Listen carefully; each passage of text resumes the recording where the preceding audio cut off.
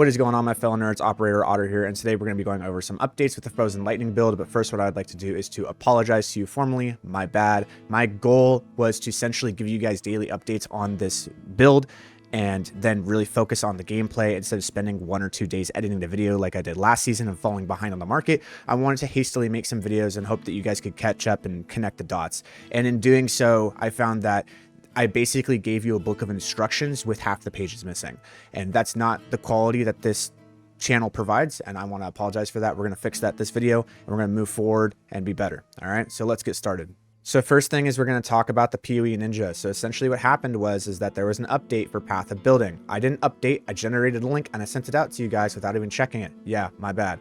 So I have updated it, I created it, I have checked it. It is good to go. Everything's good. There's a lot of questions with arc and cooldown recovery. We'll cover that. There's also some questions about what's going on with Elemental Storm. We'll cover that. I've also made a Mobalytics link for you guys.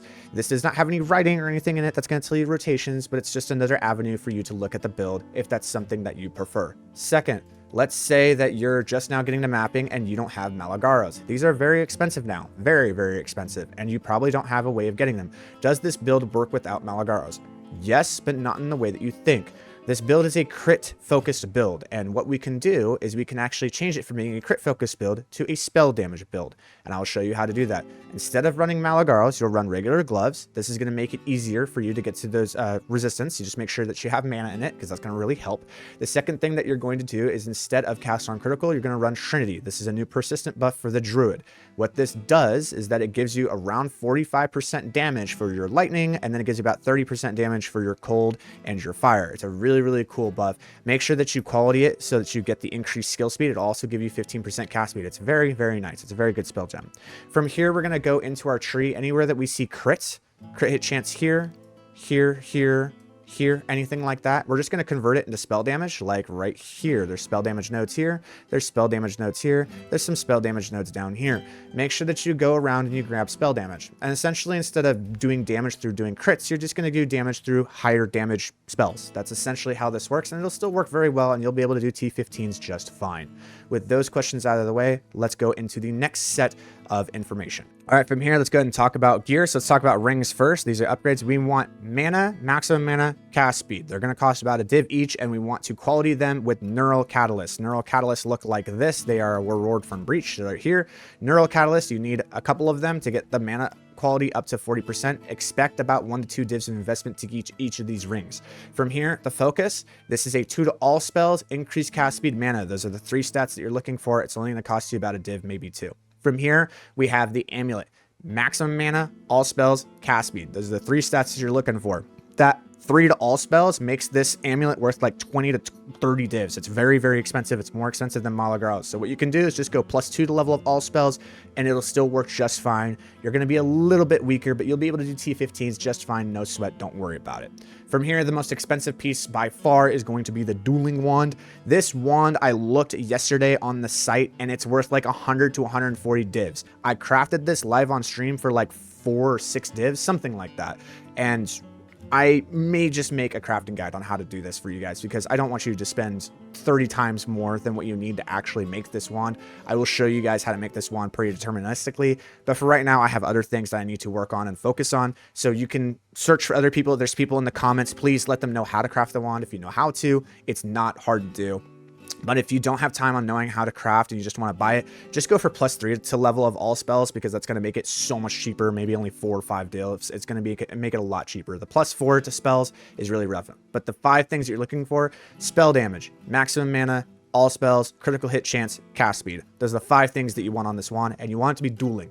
And the reason that you want it to be dueling is because you're going to put Spell Slinger Comet on it. And this is what's going to consume our fire infusions to do big burst damage to the elites. Now, why do we want all spells on everything rather than lightning spells? And the reason being, like I said, Comet. We're going to be using Comet. That's a cold spell. We're also going to be using Frostwall. That is also a cold spell.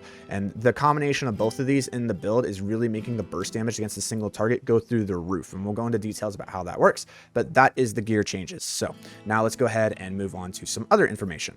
All right, so now what we're going to do is we're going to go over some gems. I'm going to do this super, super hasty and just go over it really, really quick. I don't want to spend too much time here, but I do actually want to spend time going over every single gem because I want people to understand why we're choosing specific things. So for Elemental Storm, we're going to make Elemental Storm come up more often. We're going to make it bigger. We're going to make it knock back targets. And then when it can't knock back targets because it applies Hinder, we're going to make the slow magnitude even more intense. And then we're going to have Commiserate. This is actually going to remove ailments from yourself depending on the type of Elemental Storm that's out. So if you have a Frost one out and you are chilled, it will remove the chill from you. If you have a Lightning one out and you're shocked, it will remove the shock from you. It's a very defensive skill. It's pretty cool. From Hills, Spell Slinger, we're going to run Comet because Comet does a lot of damage. We're going to do Rising Tempest because in combination with Elemental Weakness is Lightning, Cold, and Fire. So when you cast Elemental Weakness one time, it will trigger all 3 of the stacks of Rising Tempest. From here, we'll run Spell Cascade and Pinpoint Critical. Spell Cascade causes it to have multiple comets that come out. Pinpoint Critical, because we're a crit-based build, you can run Elemental Focus here if you are not a crit-based build with Maligaros. For Sigil Power, make it last longer, make it bigger, make it cheaper. For Elemental Weakness, increase the magnitude of it, make it cheaper, make it come out faster, make it bigger. Good to go. For Cast on Critical, we have done multiple different types of skills here, but I have found that Spark is the best, and I'll explain why here in a bit. But for Spark, we want the thing that makes it last longer, it travels faster, it crits, and it's cheaper. For Frost Bomb, we're going to be running Overabundance in combination with Spell Cascade and Spell Echo. This is what's going to allow us with the multiplying squalls in our Ascendancy being right here to actually cast out 4 of the Frost Bombs, which is going to generate 4. And then because of the refracted infusions, they will reappear. We will get 8 of these cold infusions from one cast of the Frost Bomb. But the Frost Bomb has a very short detonation time because of short fuse and cooldown recovery because we want that cooldown to be very quick. For Mana Cost or Mana Tempest, we want it to be cheap. We want it to come up fast. We want it to be really fast in terms of the cast speed. For Spark, we're going to make it cast fast. We're going to make it last long. We're going to make it go fast. We're going to make it pierce things so it does more damage. We're going to make it have crit. Good to go. For Orb of Storms, we don't need Orb of Storms to deal damage. What we need to do is Orb of Storms to deal damage as forms of crit. That's what we're trying to do. So with Unleash, what this allows us to do is we can just get 3 of them out at the same time with multiplying squalls, which is super nice. And that's going to generate our lightning infusions. From there, we want it to be fast. We want to have a high crit rate and we want the chain. The whole idea of Orb of Storms is not for it to deal damage, but rather for it to deal a lot of instances of damage. So when Orb of Storms has a chain count of 12 and it has high crit, this is going to feed into our Cast on Critical very well to have more sparks come out. For Arc, this is the big question. Why is there a cooldown recovery here? It's because of Xerox Revolt. Xerox Revolt puts a 10-second cooldown on the ability, but makes it do huge damage. So we have Arc here, and then we have cooldown recovery to lower the cooldown of the Xerox. So now it's 6.2 seconds right here. That's why we have cooldown recovery here. We want it to crit. We definitely want it to crit, and we want it to be cheap. Arc does a lot of damage, but we have a long time for the cooldown to come up, and we may grab 4 more lightning infusions. So what are we going to do with those extra lightning infusions? This is where Frostwall comes in because Frostwall can be lightning infused. With Spell Cascade and Spell Echo, we can actually cast, you can look right here, we can actually consume all 4 of the lightning infusions with Frostwall, and that means that it is now going to do big damage, and it's going to do lightning damage, which is scaling off of us, which is going to feed into the cast on crit, which is going to cause more sparks to cast. It's beautiful. It's awesome. We're going to have Rising Tempest here because big damage, and obviously Pinpoint Critical is because we want it to crit, with Magnified Area because we want the area to be big. Those are the gems. All right, so let's go over some rotations here. All right, so first things first, what's our bread and butter AoE rotation when we're going through the map? The first thing you need to do is as you're going through, make sure that you're just getting yourself cold infused before you go into a pack. So you just killed a pack, you're traveling, make sure that you get yourself cold infused. You just cast Frost Bomb in front of you to get yourself cold infused. You come up to a pack, you see the pack, you're going to immediately cast your Orb of Storms, and then you're going to cast Tempest, and then you'll cast about 2 Sparks, and that will just legitimately kill the whole pack. Like it will. Like the whole pack is just going to die. All right. Now let's say that you have a target of priority. There's a target out there and you see an elite or a boss or something like that. You will do the same thing. You have your Orb of Storms, your Tempest, you'll cast your 2 Sparks. You see the target and you're like, oh, that target needs to die. From here, what we're going to do is we're going to take our Elemental Weakness, drop it there. The resistance is cut, and now we have 3 options. First option is we can arc it. That's going to be the most damage. If we don't have that, arc is on cooldown, we can drop a comet from the sky. If we don't have comet because arc or comet is on cooldown, then what we can do is from the 2 Sparks that we've casted, we can blow it up with Ice Wall. So we have options when we see a target of priority, and that is how we are going to kill that target. Now, when it comes to a boss rotation, the way that this works is make sure that you are infused with cold before you even enter. Let's say this is the boss arena for Napuatsi. From here, make sure that you are casting them far into the arena. Don't enter the arena yet, because some bosses don't have like an entrance. They just immediately are there. So make sure that you have. When you have 2 of them cast, you're going to walk on in. Boss is going to come forward. You're going to expose it. You're going to curse it. From here, you're going to dodge the first attack. Once the attack is dodged, say the boss is right here, you're going to cast your Tempest. You're going to Arc. You're going to Comet. And then you're going to cast 3 Ice Walls. And everything will die. The idea here is that when you arc the target and you comet it, it's going to trigger the cast on critical, which is going to cause the sparks to come out. When the sparks come out, they are going to hit the ice walls and it's going to trigger them. The ice walls are then going to pop. The crits from the ice walls are going to trigger all of your spark cast to come out, and you will deal big burst damage. So let's imagine that we have just hit with the arc and the comet, and we have 3 of these sparks out. These sparks are flying around, and then we cast our ice walls, and they all get blown up by the flying sparks. These ice walls critting are then going to cast more of the sparks to come out, and it's going to basically feed into itself. But because we are consuming our lightning infusions, we have lightning infusions and cold infusions that are sitting around. So what happens is we've created all of these infusions that are just sitting around here. They're all just chilling. There's so many of them that are on the ground. And what happens is we cast the arc and we cast the comet. That only gets like 3 of the spark cast to go out. But then what happens is that when we do this, you consume all of your infusions. But then see how it just picked up the 3 more lightning infusions? And when we cast our... Here, we're going to keep picking up cold infusions. Why is that important? That's important because we have recover maximum mana when you collect a remnant. When this happens, this is going to feed into keeping your mana pretty still and allowing you to burst out a maximum amount of these cast on triggers without depleting your mana super hard. You're still going to go to 0, but you're going to get a lot of these spells out because of the fact that you are actually replenishing your mana through picking up infusions by spending them. All right, so from here, I want to show you some gameplay, and I want to show you kind of like my thoughts as I'm playing this, just so you know. So we have a map powerful boss, T15 map, 6 modded, and then we have our 3 tablets here. There's 3 random tablets, but we're just going to kind of show how it goes. Okay, here we go. So first things first, like I said, make sure that you are infusing yourself. Once you infuse yourself, oh, that's cool. Move through. Everything dies. Oh, very cool. Oh, always open your chest.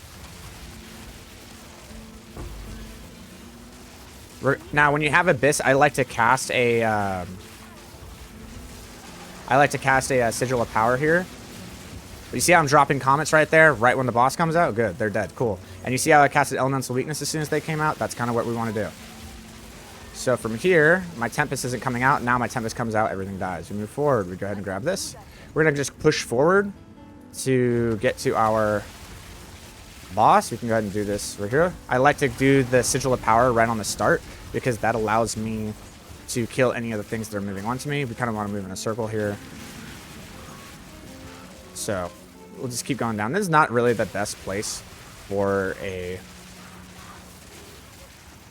breach, but we'll make it work.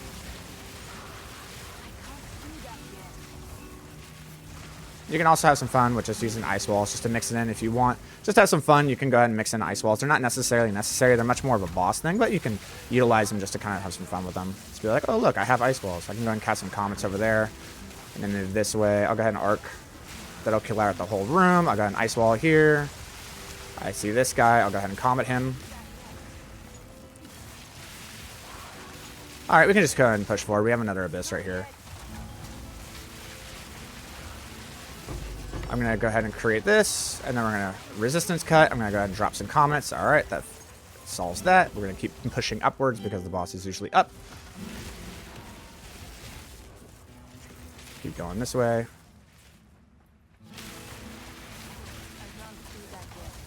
All right, we're going to go ahead and curse and drop comets. Goodbye. All right, moving on. You see I'm always doing that combo with the Orb of Storms and the Tempest with the Sparks. It works. And then right here, I'm going in the next pack. Orb of Storms, Comet, boom. Oh, it's very smooth. It's very smooth every time. All right, I see him. Curse. Goodbye. See him. Curse. Arc. Goodbye. on through. Interesting boss location. Arc is really good at clearing out the AoE, so we can utilize that. We'll keep going this way. Please buff the mechanic of the Val Temple, because holy crap, it's bad. Keep pushing forward. Find the spot right here. We're going to go ahead and comet that.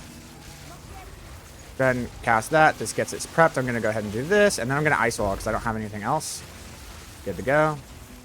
And apparently the boss is all the way up here, so we'll go ahead and move up to the boss.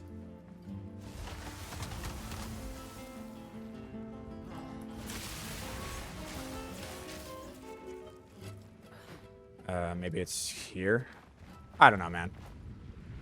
Some plays they place them right in the middle. Usually, so in the campaign, it's always up towards the top. But when you do maps, they shift the map seeds a little bit.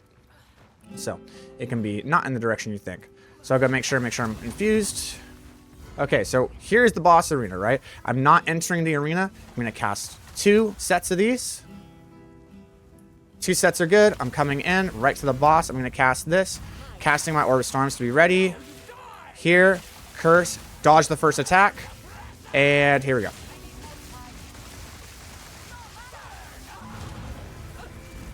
And that's the combo. So right there, that was Tempest, Arc, drop the comets, and then 3 of the ice walls. And you saw how everything kind of chained together. And that was essentially how he killed the boss. So I hope you enjoyed this guide. I hope it was a little bit better than the last one. I hope it's a little bit more in detail. I'll see you guys in stream. Have yourselves a wonderful day. And yeah, that's all. Okay, have fun.